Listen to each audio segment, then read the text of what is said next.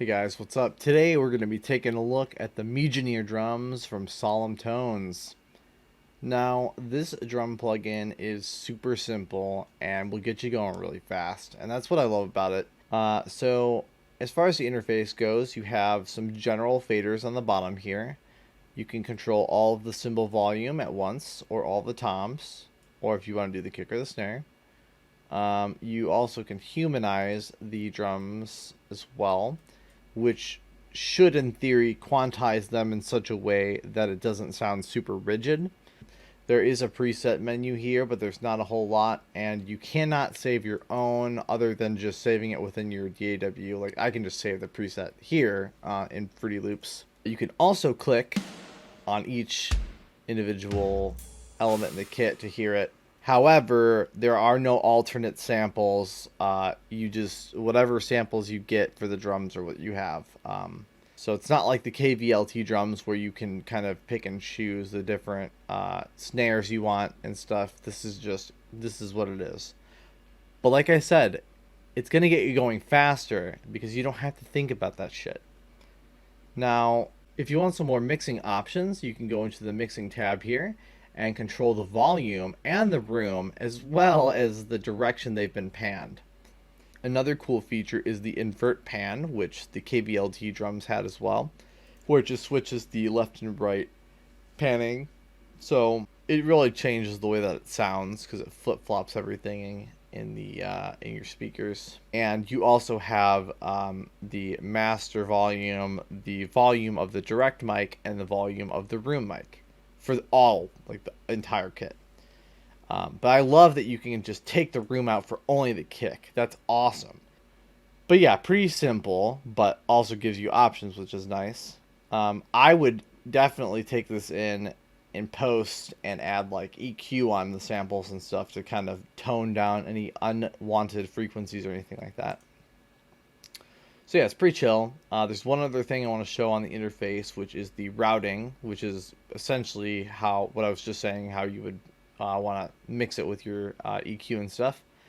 You can't really do that super easily with one stereo, but you can do it with the 12.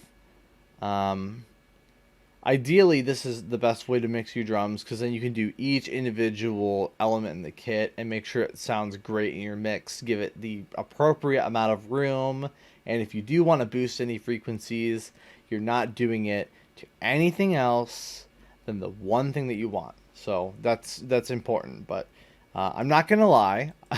For a long time, I've used what I called the lazy way, which is the one. You can kind of get away with it, but you have way less freedom. So just, again, something to think about.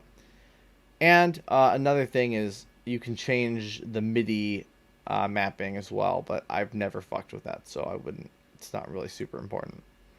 So we're just going to kind of go through some beats real quick to hear the kit, and then I'm going to pull up a song that I wrote that uses the kit, that has been mixed and all that shit. So let's just kind of listen to a couple of these beats and kind of see what's rocking here.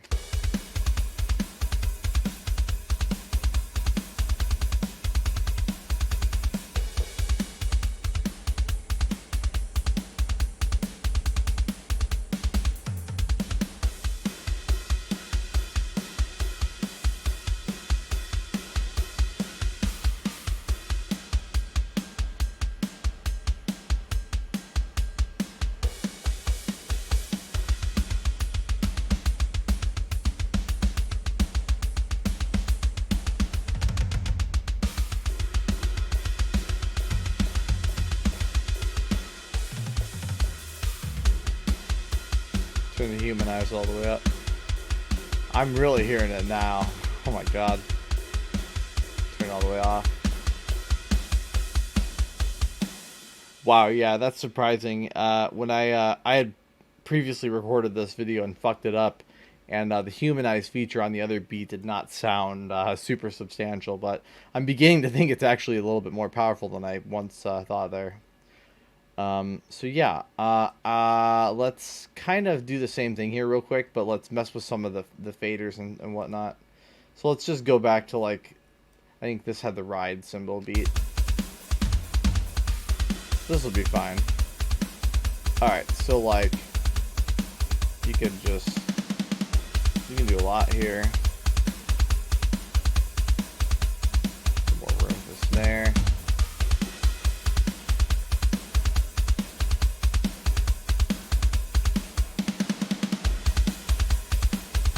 Yeah, you could do a bunch of different stuff. You can do the invert pan, which feels so weird hearing it in my headphones. Because it changes where the hi-hat is. But yeah, I mean, there's not a whole lot to the interface, but you can do a decent amount in it, which is cool, so I like that. But that's the thing, is it's so simple, there's really not that much to say about it. I mean, you kind of just heard all the different symbols and stuff, I think.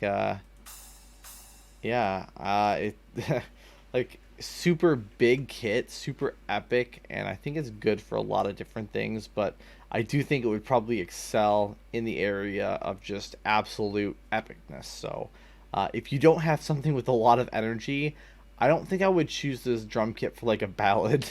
Not unless your ballad was like fade to black and had some like heavy parts too. But yeah, just it's always good to know like what's appropriate for what situation, and I think that having a kit that can fulfill that huge epic role without having to do like a shit ton of work, it's nice for sure.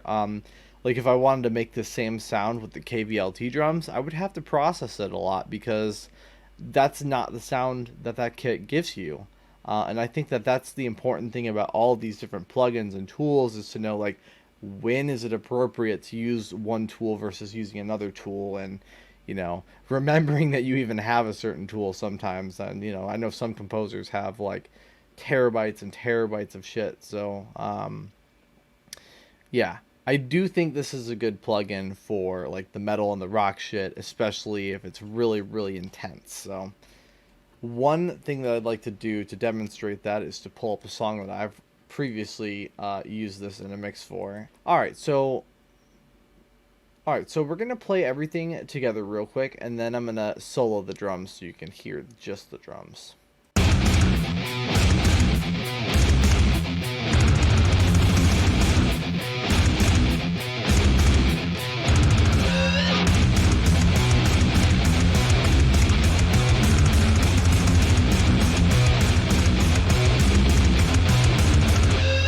Okay, and then just the drums.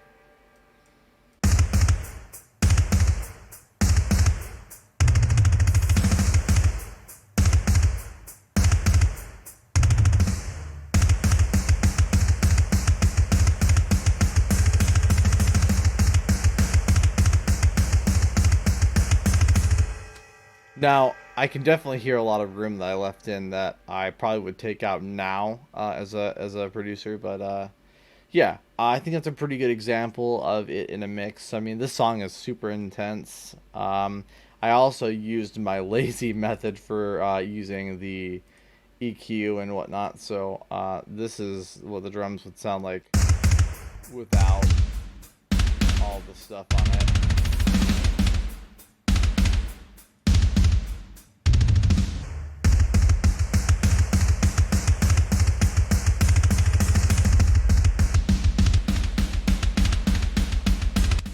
Alright guys, thanks for joining me on today's episode on the Mjölnir Drums, and I will catch you on the next one.